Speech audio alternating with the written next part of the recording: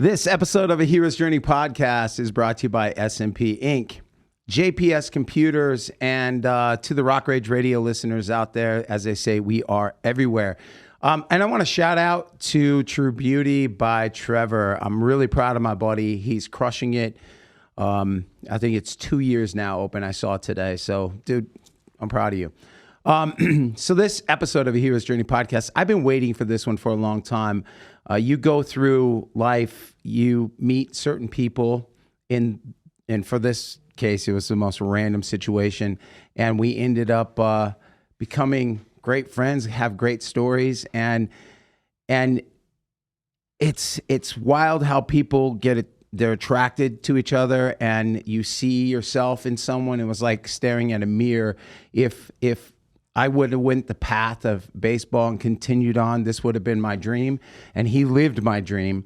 He's my buddy from the St. Louis Cardinals. We'll get into all the baseball teams, but I know him as a rock star for the St. Louis Cardinals, Mr. Jeff Suppan. I know he's so nervous. Jeff Suppan, everybody. Hey, it's been a minute since I've been on TV and podcasts, so a lot of pressure. I see that. We were coming on, and you were like, getting nervous. I watched you pitch in front of 75,000 people, but there's something about being prepared and knowing when you go into stuff, you put in the work and you know what to do in those situations. And it's just like, clear the mechanism. Here I go.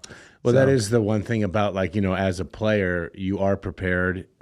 You studied for the team you're going to face, and you have controllables, right? And so as a player, really what you try to do is control the controllables. Right. And then when you do interviews, with friends, you never know where it's going to go. No clue. And I'm thinking, okay, in my head, all right, you got to talk like you're on, TV, yes. not like you're in the backyard,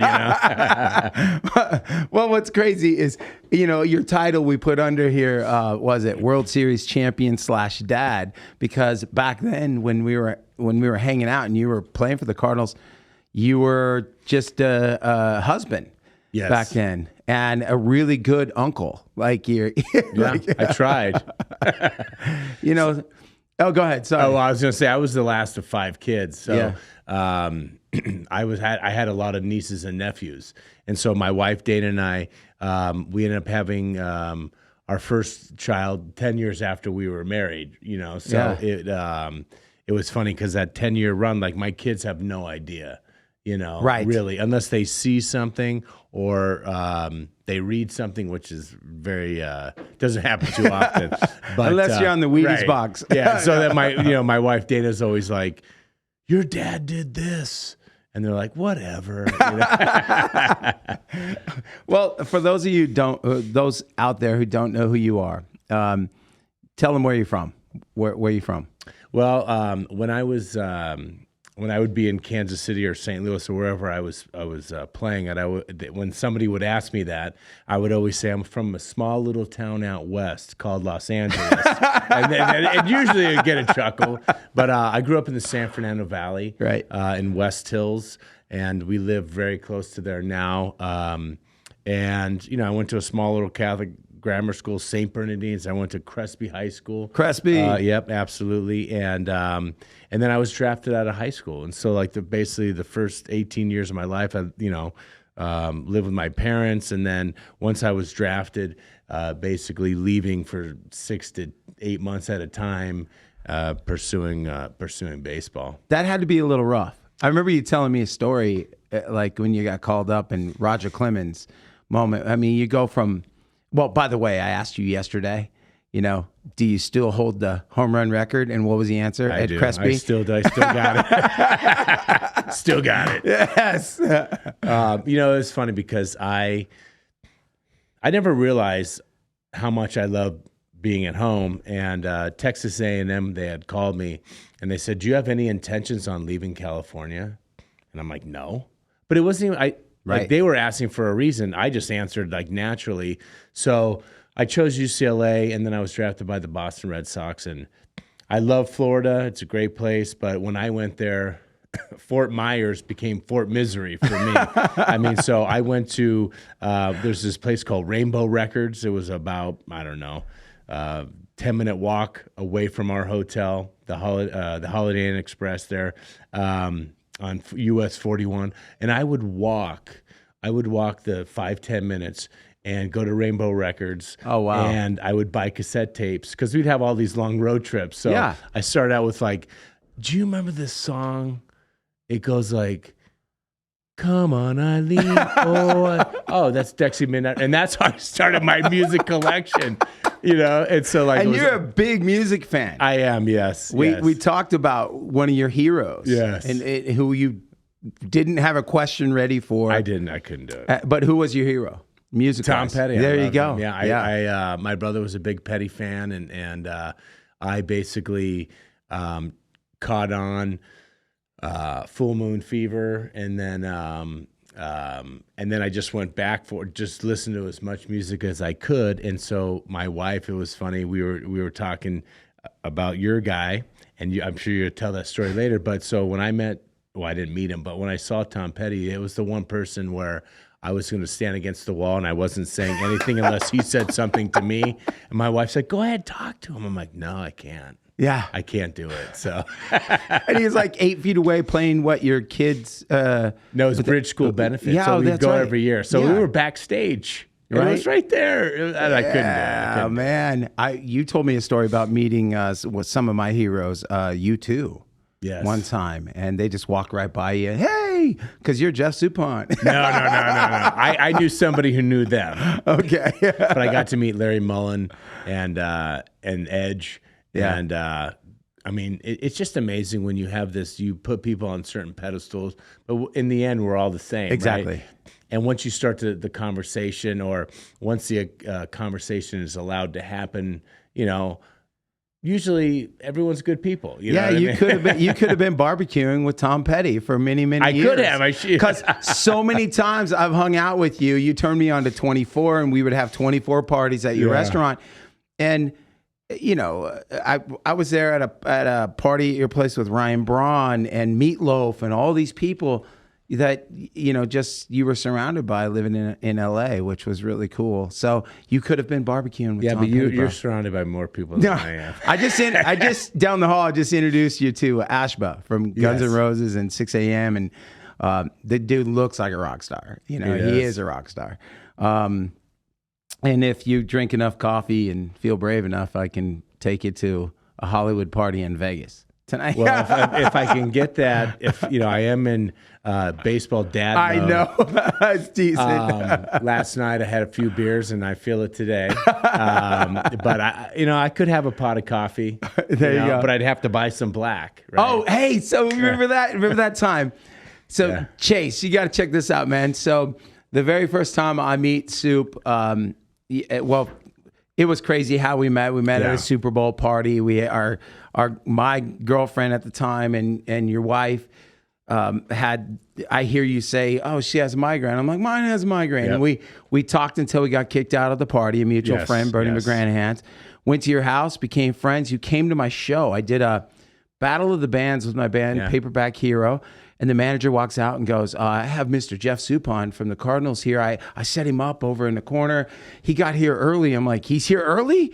And then I look, and you had a sport coat on and everything. And I went, you're at a rock show, bro. I know, that's how we did it. And you're like, Dana dressed me. That's My how it wife is, dressed me. 100%. So the next show, the next show you come to, I was giving you me and my brother Cody were giving Cody you so much crap, and you showed up wearing a long sleeve thermal eyeliner on, but it was brown.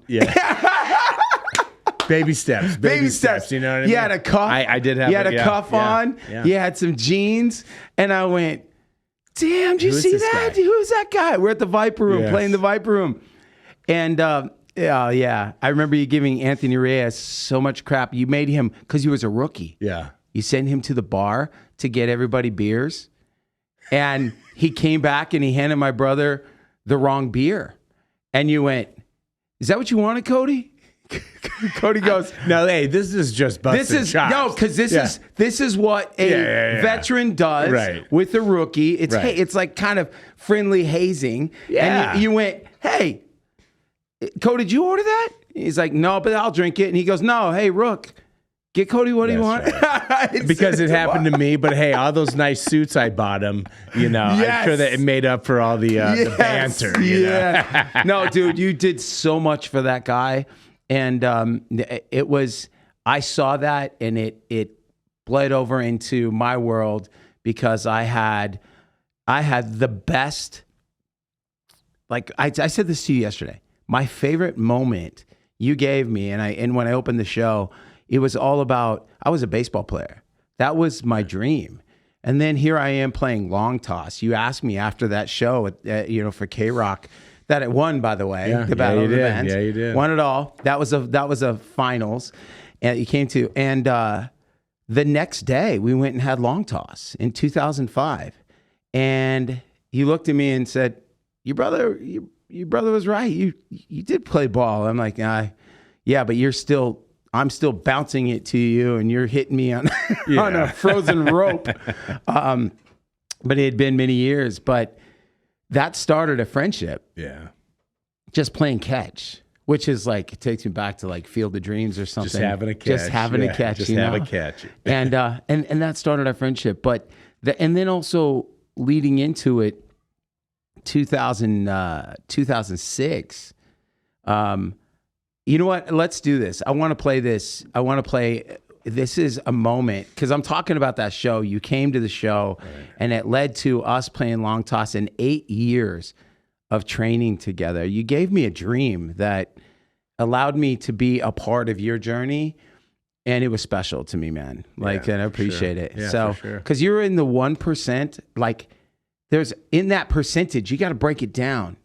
To just be a Major League Baseball player in the big leagues, you hear people talk about getting called to the show and they get one at bat, or they got one time out on the field and never got a ball hit to them, but they were out on that field or whatever it was. And you were a big leaguer for many, many years, and you won the World Series, and you won National League MVP, bro. Hey, dude. Bro. It's surreal. Yeah. And, when you really look at it, so at the end of my career, I called my agent and said, hey, man, I just curious. I was an average right-handed pitcher. I threw, 89 to 92. And people will say, oh, don't insult yourself. What are you talking about? Average major league there's only 20,000 all-time in the world. Right. And so being an average is pretty good. You know what I mean? Right. It's better than the other averages. But it's funny because I basically I was shocked. I mean, I was shocked at all these things that, just being available, just being around. And but I tell you what, I have to say, when you told me you used to pitch, I think you could have been a catcher. Oh, thanks, man. I appreciate that. Yeah, you're in good hands, man. You could have been Yadier Molina. I could have been. Dang. And then I could have been slow, because that was my problem. I could hit the ball out of the park, but I was slow. Hey, just hit it against the fence. It's at least a single. Exactly. You know what I mean? I saw you do that. in San Francisco. Yeah. I drove out there to watch you play, and you take one off the wall, and I'm like, that was a long single. Yeah, no, oh my gosh. That was not one of my gifts. That was awesome. Speaking of, I want to get into this. Let's play this clip. This was our journey. Go ahead, Chase. Jeff Suppan, starting pitcher for the St. Louis Cardinals. He's been using our song For You when introduced up to bat all season long. For You was kind of a special song. I was trying to find a chorus, something short that had a little meaning to it. It's all for you. It could be anything. It could be playing baseball. It could be, your music. It could be your family. It could be, your love for God. That's in my situation. I just like it because it was how it goes. It's all for you, all my love to you, like morning rain. So I love that. Sounded terrible.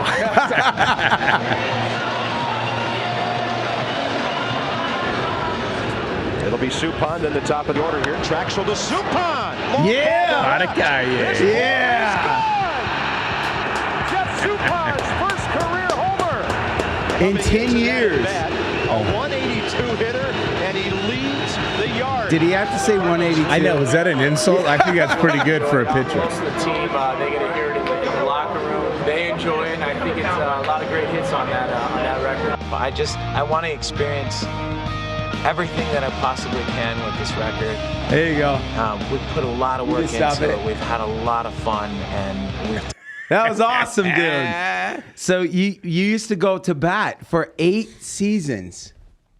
Busch Stadium would play that song. I heard it at the World Series through the TV when you were going up to bat. Yeah, I'm like, there's awesome. my song for you playing in the stadium. And that was 4 years there, and then 4 years in Milwaukee that you went up to bat to the same song, man. Thank you so much. No, absolutely. It was, I actually, I loved all those songs, and that was the one that always stood out the most. And so, when you're playing it, a lot of times, like you need something short, you know, or musical. Like when I actually would pitch, when I'd run out on the field, I used to play Bob O'Reilly by The Who. And I love that, you know. And I shortened it up a little bit, but they would crank it in Milwaukee. It would be so loud. And but your song, that song actually had the same effect, because it was in the very the chorus, right clip. yeah. I liked it. And so Thank you. It was fun. And then the fact that you happened to come out and you were there. I was the one videoing that. Videotaped it. Yes. I mean, what are the odds? Dude, like it was the most magical 4 days ever. I got to go out, watch you play. You introduced me to people, and you didn't call me Brian. You called me Rockstar, which was hilarious. I then had, I got to tell the story because it leads into something, but I'm on MySpace. I let everyone know I'm going to see my buddy Jeff Suppan pitch. I'm gonna go watch you play, and somebody hits me and says, "Hey, are you going right now?" I said, "Yeah." She goes, "It's Haley Schumacher," and she says, "My brother Skip just got called up from AAA. He's on Sports Center tonight with a catch with the Cardinals. He got to play, and could you take my number because we don't get to watch the games? Will you call me when my brother's up to bat?" And I went, "Of course I will. Of course." And it didn't hurt that she was beautiful. She's a cheerleader but I didn't know her. Right. So I'm taking this stranger's number and I let you know, hey, I got Skip Schumacher's. You call him Skip. Yeah, Skip. And so I show up and I tell you this, and now I gave you fuel. Yeah. To go in the locker room and go at this rookie and let him know that I have his sister's number. Yeah. And my buddy Rockstar is here and he's got your sister's number. But it was in a bantering way. Was. You may have, I didn't go after rookies. No. I did help them. You helped. You were known, and that's what I'm going to get at. You helped them. But I'm saying in fun, it was this thing, because that's not your personality, man. You're not somebody who busts on people.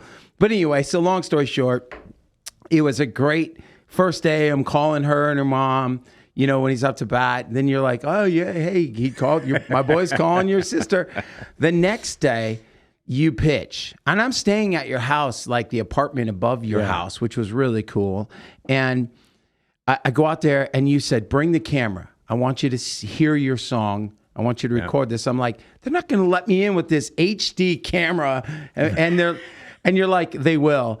And it was so cool because after day one, I could walk anywhere. They were like, hey, what's up, Rockstar? And I'm like, that's what it is. I was just walking Just through the I just waving at him. I was like, wow. So you gave me the camera. I videoed this. That's Dana, your wife in that clip freaking out with the hat on. Because we just watched you hit your first career home run off Traxel. Yeah. After like 10 years. It was 10 years in the major leagues. Long time. Yeah, and then it was like a magical week because I got to then meet Jim Edmonds, and I turned into an 8-year-old. The dude was my hero. Yeah. As a baseball player, and it was just awesome. I got to meet at that bat.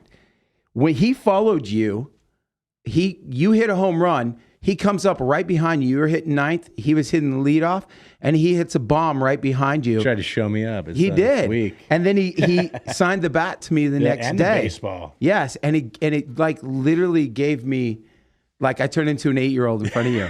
I remember standing there I didn't know what to say. His fiance kicks me and is like, talk to him. I'm here's a pen. It's nice to meet you. Thanks. And you're making fun of me all night long, you and your agent. And but the next day he gives me that, and I turn into an 8-year-old again. And it was incredible. And then on day 4, I got to hang out with the team on the field.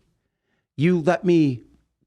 I got to meet LaRussa. That's when I met Anthony Reyes, Skip Schumacher. Yeah. I walked in and I made everybody laugh because I'm like, who's Skip Schumacher? Put the bat down. I don't know your sister. Like, I don't know That's her. right.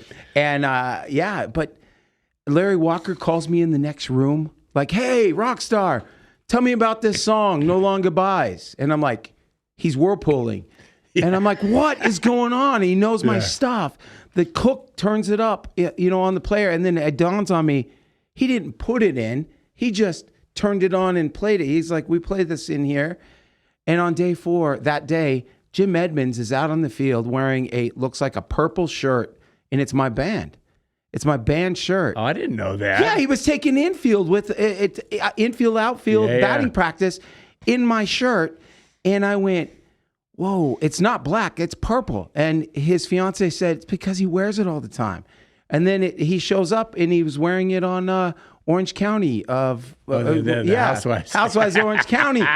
You know what I'm saying? Yeah. Like, he had that shirt long before I ever met him. And it was because of you. You introduced them to the music. And your coach was one of my heroes. I know I'm talking a lot, but I'm so excited the fact that you gave me this magical 4 days. Watching you hit a home run, hearing my song play. The only thing I regret is not going to the World Series in 06 and watching you, because that was 05. Yeah. At the end of 05.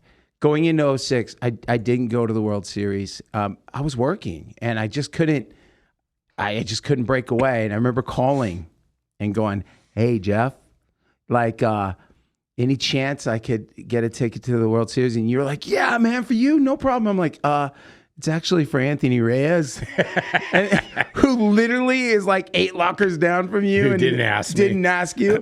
Yeah. That's funny. Speaking of, hey, bud, do we have a guest? I believe so. I got a surprise for you, and you're going to have to put headphones on for this. Okay, headphones. Here we go. I hope this just works. I hope so, too. Yeah. El Rey. Woo! There he is. Anthony Reyes, everybody. Oh, he needs to connect his audio. Oh, audio? We can't. Can you hear us? Hey, Anthony Reyes did not connect his audio. It says, okay, we got to get your audio. Here, let's see here. I'm going to text him. That's funny. Connect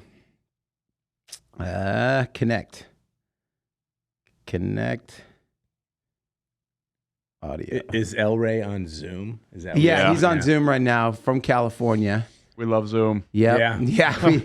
We love Zoom. Yeah. Can you hear us?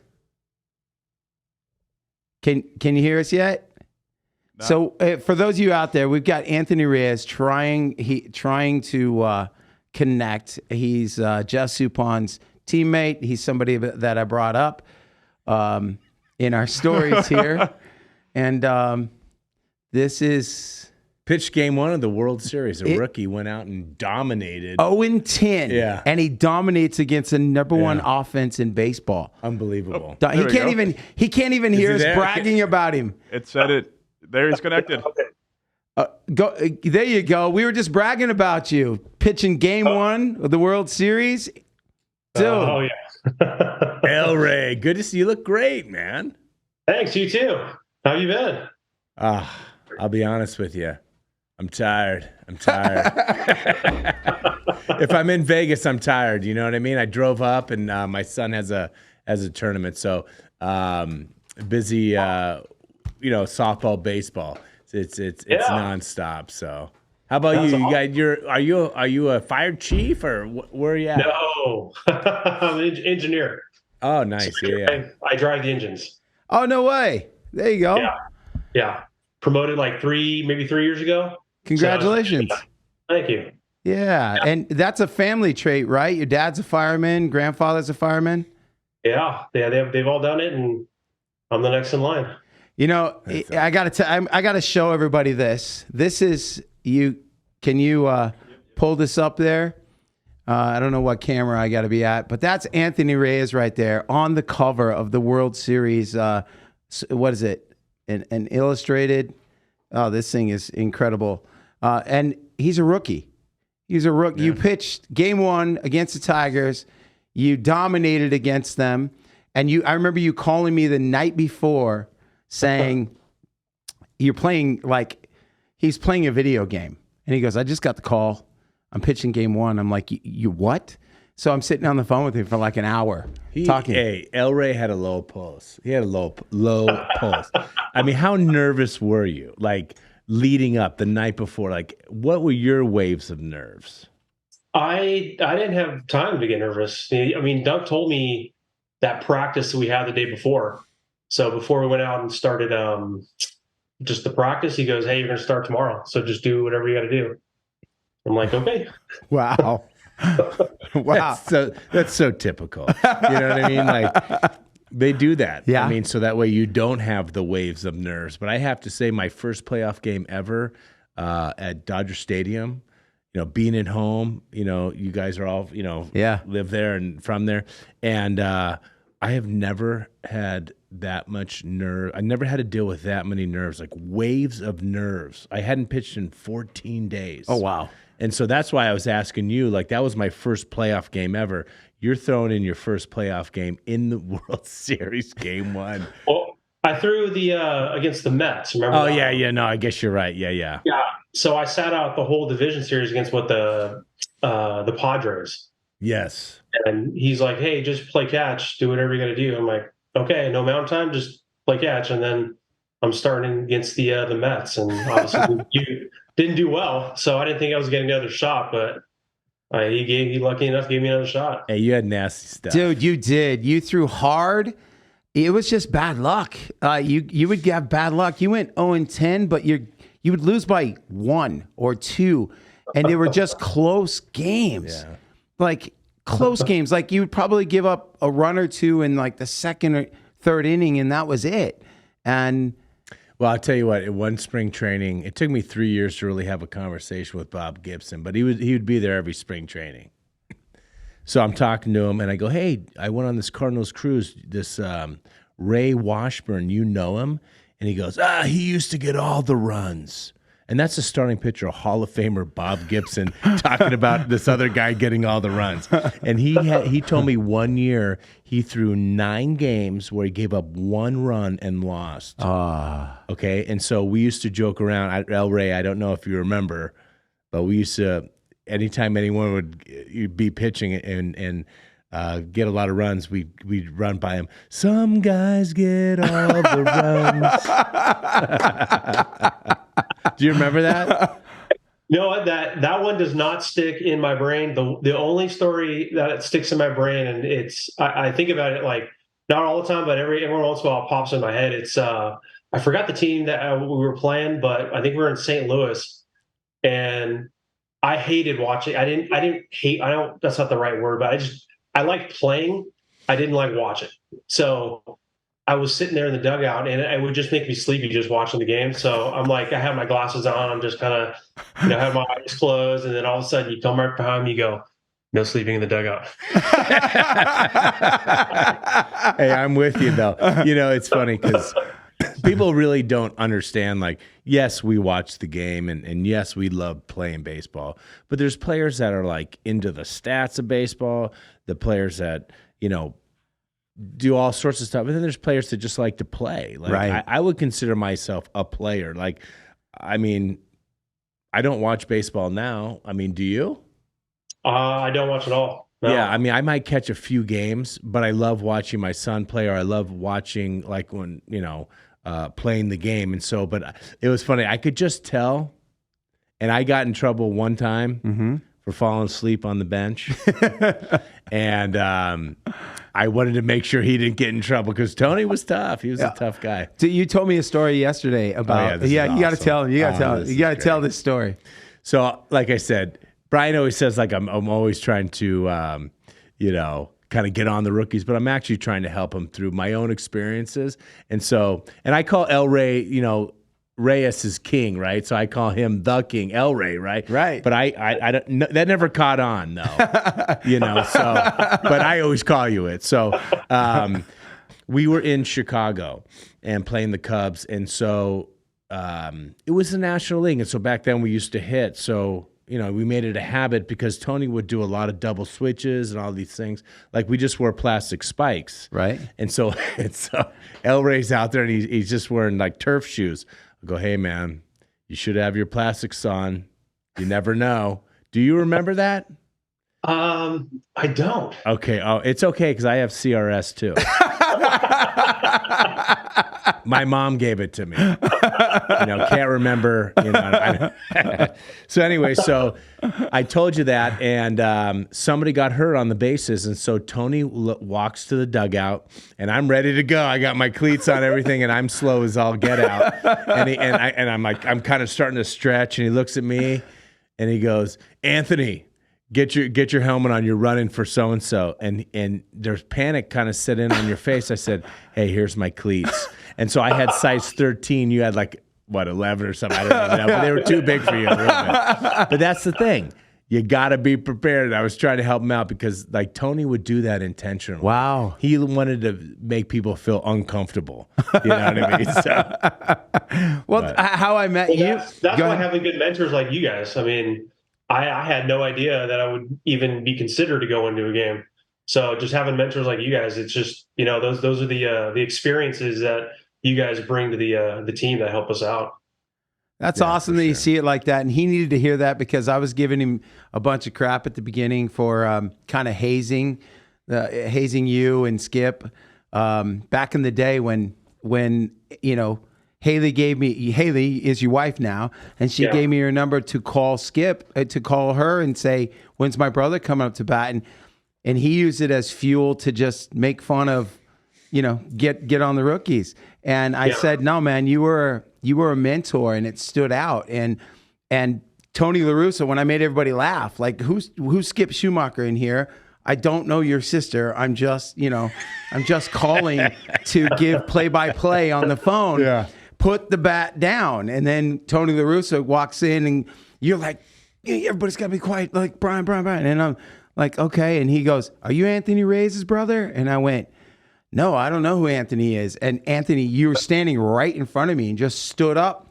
We shook hands, and we've been friends ever since. And that's it's just wild. El Rey, you remember how Tony, how he started wearing his hair like Brian after Brian came in the locker room?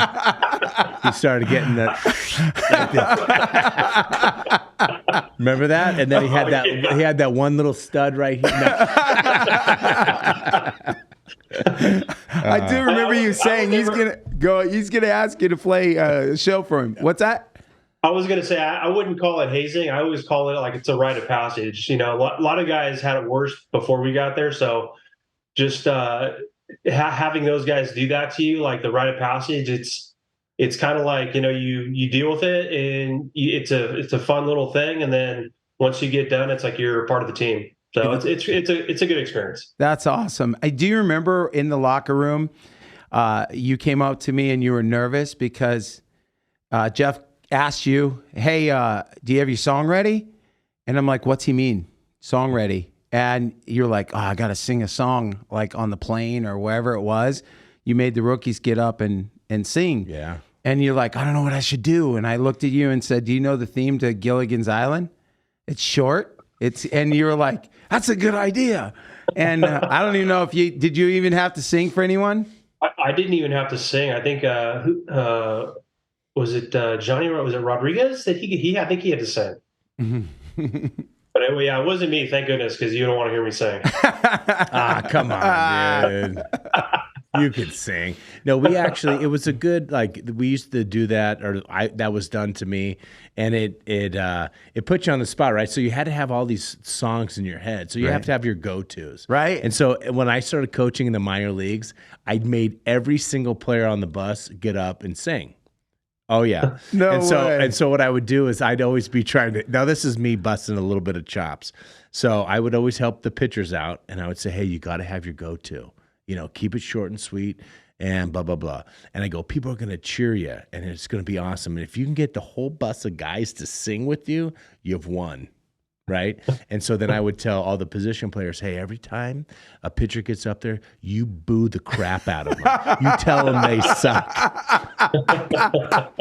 And so then I said, and I told all the pitchers as I go, anytime you hear anyone sing happy birthday, you never let them live it down, because people would get up there and they would panic. You're athletes, but you're like panicking. You're amongst your peers, the hardest group to probably talk to.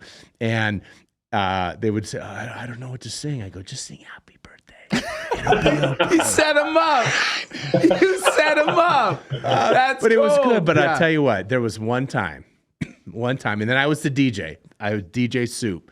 So I would play, and we were coming back from somewhere in the Pioneer League. And it was a good vibe. We were working. I was playing some good music. I'd play, I'd play the rap and the Latin, and I'd play the country, and I'd play the rock.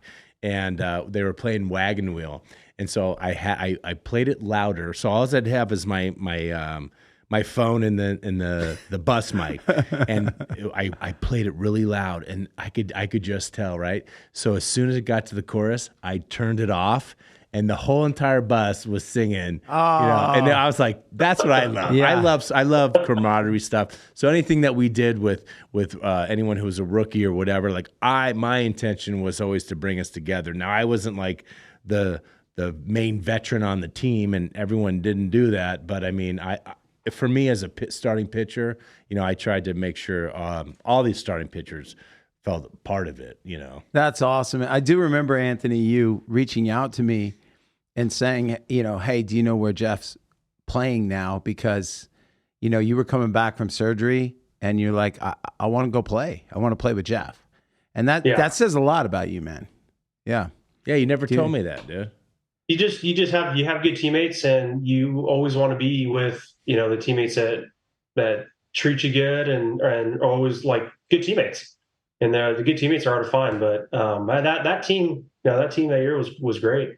Yeah. Just it was always tough being the new guy, in the circle of the 5 starters, because nobody wants to talk to you. But Soup always talked to me every once in a while. So hey, what about all the games? What about all the games we had? We had Flinch, We had what was that Slurp game? Remember, we just had. I thought we had fun, but you might have had a different experience, right? But what about your teammates now? Like all the guys you work with, what do they think when you have a World Series ring and through game 1? And I mean, they I don't really bring it up. Like it's the people that know are the ones that tell everybody else. I don't really say anything, but once they find out, they always want to know stories or like how was it, the experience that I had, and I share it. But I'm not really one to let people know. Both of you guys are the most humble guys, and that's why I think you guys are friends. And I said this to you yesterday, Jeff, that you were so humble, and you said something about you said, oh, yeah. What, go ahead, share. So, third base coach, I cannot think of his name, but he was in this video. He was third base coach for the Dodgers, and at the time, I believe it was the Marlins, and he made this comment. He said, "There's 2 types of players in baseball: those who are humble and those who are about to be." And when I heard that, I'm like, "Oh my gosh, that is beautiful." Because it is a very, very hard game, very humbling. And if you haven't been humbled, you will be. Oh my gosh, it's so true. And both of you guys have always been like that. And you left an impact on me as people. You're my friends. I've spent I spent time, Anthony, with your family. You know, when you were gone, block parties for 4th of July. I've spent birthdays with you, New Year's Eve with you. I took Anthony, Haley, Skip Schumacher, and his wife. I drove you guys to Jeff's New Year's Eve party one night and then back to your hotel. And now Skip that's your brother-in-law, and he's a Major League Baseball, coach. Who's he? He's a manager, right? Managing the Marlins, It's amazing. I mean, that is crazy. That's amazing. Literally in the car, I remember Skip going on the way, how do you know Soup? Like, how do you know Soup? Skip's asking me, he's in the front seat. How do you know him? I'm like, we met and we're friends. And now I'm taking you guys. And I just met them in 2005 at the end of the season. And they're rookies hoping to get called up in 2006. And both of you did. And won World Series. And he went on to win, I don't know, a couple more. How many did he win? He won, I think in 11. Yeah, that was it. Yeah. And I think that was it. He's okay, yeah. But he went to play. El Rey doesn't watch baseball anymore. He didn't even know. Did you know your brother-in-law is managing the Marlins? I did. wasn't that? Watch, but I hear at the family parties. Yeah. But I've seen you take your kids to their games and stuff. And what's that like being dads now? You both are dads, major league players. It's got to be tough to have your kids understand exactly what you've done. You both accomplished something that most people will never, ever get. You being a Major League Baseball player, getting called up, I said this early on in the show, is so huge. It's a dream. But not only that, you marked time. Both of you have left a mark.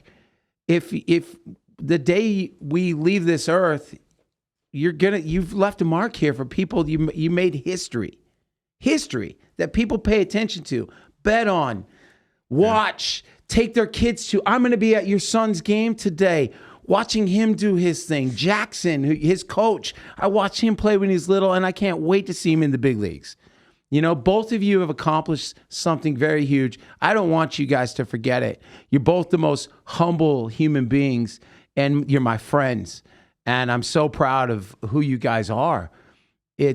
I told you yesterday, and it's giving me chills thinking about it. You gave me a gift, a moment in time I'll never forget. I got to stand on the field where you guys stood. You took me out there, and it's what is it? Veterans Day weekend right now. For every strikeout that you did in the major leagues for the Cardinals, you would donate money. And they presented you a coin that weekend that I was there. And I took pictures. You gave it to, what was that all about? What was that? It was the Fallen Heroes. Yes. So we, I don't know how I ended up meeting them, and we just started supporting the organization. That's right, man. You got a great memory. But this is unbelievable. It's so true though. And you put me on the field. You said, Brian, you're going to come out on the field, and I want you to take pictures with me and this young kid and his mom, because he lost his dad. Right. And you're presenting them with this, and then you were getting presented like a coin, and then everyone walked off the field, and you said, turn around. And I turned around. It was a Sunday game. And there were thousands of people at Busch Stadium. And you're like, I know you never got to do this, but here you are. And you gave me a gift that moment, I was in that moment, and I never forgot it. And I never forgot what you guys gave me and the continued friendships. I can call you Anthony and you answer. You're just so humble. People, you're the guys that you're working with, you're out there saving lives, and they don't understand who you are and what you've accomplished. You went to USC, you were a stud at USC, you were a stud out of high school, and you guys are humble human beings, and I love it, man. And it's so cool. El Rey never returns my phone calls. That's unbelievable. It goes right to voicemail. I'm just kidding. Here's a cruddy thing. We have 9 minutes left, and I want. Is there anything that is there a story you guys remember? Is there a day, Anthony, that you remember that stands out in your mind? as a Major League Baseball player or getting there, whatever? I have a couple stories that stand out in my mind that that I probably won't share and I'll take with me. Just hotel stories that's the funniest thing I've ever seen. But so those are for me. But the one that really stands out for me is obviously just getting the opportunity to start the World Series. Like out of all the stuff that I've done, that's going to stick with me forever. And just having that experience going out there, knowing that guys sometimes never get to playoffs, so they get to playoffs, they haven't won it, and everyone's counting on you. And I had that first game. Just it's going to stick with me forever. Just the support you get once they know you're out there and you're fighting for the whole team, and it's just an experience. Like I didn't want to do anything that you're just trying to play your best. You don't want to let anybody down, and it's just a great experience. It was amazing. I have an image of you walking off in the first inning when you got through the first inning and you stepped across the chalk going to the dugout, and they were talking about you, and I am screaming in my living room because I know I was on the phone with you that night before, talking to you as you're playing like some video game with the guy. What band was that? The Avenged Sevenfold guys. Avenged Sevenfold guys. So you're playing with them, talking to me, and I'm like, you nervous? You're like, no. I'm like, you want me to go? You're like, no. And I'm like, just basically just sitting there chilling with you on the phone. But it was incredible. And so I am freaking out when you got through the first inning. And then it was awesome. And then you called me. I remember you calling me saying, I don't want a second game. I remember that. There was some stress there. Yeah, I don't want a second game. I'll be good with just that first game. Is there a story from you, Jeff, that sticks out? Well, I do remember a story. I never really went to Hollywood, and I'm in Hollywood, and I'm like, Brian, how do you do this every night? My ears are killing me. And you taught me to roll up the things tissue, and put it in my ear. Yeah. One of the things I remember is just the loudness of stadiums, and so before that World Series, we were in New York, and we were playing at Shea Stadium, and that was the loudest I've ever heard an open air stadium ever.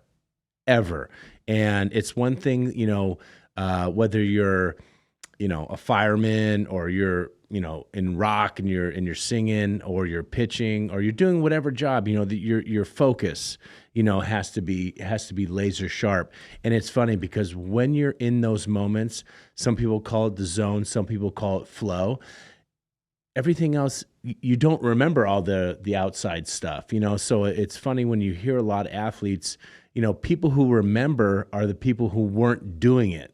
Right. You know what I mean? And Wow. so I wish, and it was no joke that I have CRS, can't remember shit, but, and so my memories aren't great, but one of the things I do is one of the highlights is when we won in 2004, and my brothers came in the locker room, and they were like blown away by what was in the locker room, right? I had never brought my family into the locker room ever. Well, you took and me so in 05. I did because of 2004. Okay. I never did it, and I never thought about it because I felt like this is our office. Yeah. You know what I mean? And I'm not bringing anyone in here. It's not like backstage, right.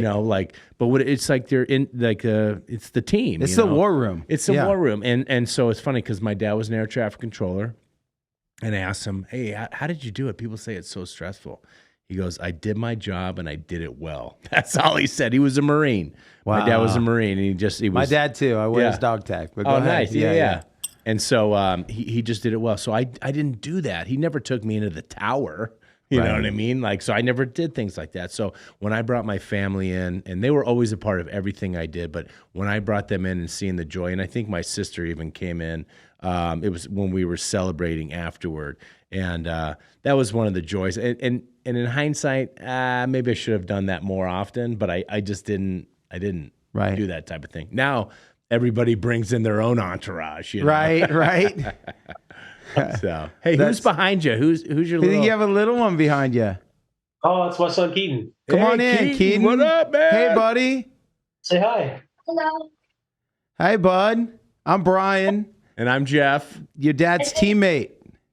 Okay, nice to meet you. Yeah. Aren't you supposed to be in school right now? It's Saturday, No. Jeff. Saturday. You know what? When you retire, every day's Saturday. Speaking of, I gotta, because Anthony, you were young and retired from baseball, and it was what? It was an injury, right? Yeah. Yeah, and I remember that. That was tough to watch you go through that after having surgery. You threw so hard, dude. You threw so hard. You had nasty stuff. Yeah, it started hurting. I mean, I could feel it in 06. I think that spring training just not the same, and couldn't figure out why. And then up until about 2009, I think I was playing in Cincinnati. I was warming up in the bullpen, and I started throwing off the concrete back there in that bullpen. And the harder I threw, the more it went up and out. So I'm like, oh my gosh. And then, that game's on TV. It didn't look good. I got through 3 innings. I don't even know how I got, didn't give up any runs, but I remember DeRosa was our third baseman. And I used to watch these like horror movies and all the time. So people thought I was some like devil worshiper. So he comes up, I'm just walking everybody and just get out of the inning. I have no idea how, but I walk the bases loaded again. He comes up. And I'm just fuming at this point, and I just turn to him like, what the heck do you want? Obviously, different words in my head, but and he just looks at me and shakes his head, and he goes okay, and runs back. And after the game, he goes, "I thought you were going to rip my head off if I said anything." I'm like, at that point, I probably would have. Wow. That's funny. Wow. I tell you what, with all that I- high spin rate, you that's probably why you were doing well. You had that whatever that's called. Yeah. After that game, that's when I ended up having surgery, and that's what ended my career. Well, you're doing something that I want to shake your hand, give you a hug, say thank you, because now you're putting your life on the line to help people around you and to our first responders out there and veterans and stuff. It's huge, and you're a part of that. So thank you, and thank you to your dad. Thank you to your grandpa. It's awesome. Thank you to your parents. I mean, your dad's right in the military, so. Oh yeah, my dad was a Marine. Thank you. Yeah. So. Thank you for your service. Yeah, thank you. I got to play something. I want to play you something because this was a day. I want to play you this because I told you yesterday and you didn't remember this. But after I called you, like all sad but happy for you, because you said, "Hey, I placed a call to you." It was Dana and I discussed something. That I called my dad, talked to my dad. You were the third call. I just want you to know that. I've saved it on my phone. This is crazy. And I want you to hear this. Oh, See here, play. Boom. oh no. Wait, come on now. Where's it at? Sorry. Oh. Scared for this music. Is it not playing? Hold on. There it is. There it is. There Okay. it is. Brian Soup. Just called to say hello. I saw the kiosk there down D-Land yesterday. Looking good. Just wanted to let you know I came to a conclusion that I'm going to hang them up. I'm going to retire. And I wanted to say thanks for all the catches and bullpens we had over the last few years. So, just the end of my playing career, not the end of my life in baseball, but we'll see. So, anyway, just want to let you know, and I will talk to you later. Bye-bye. That's awesome. Hey, appreciate I love you, man. Yeah, I love and, you too.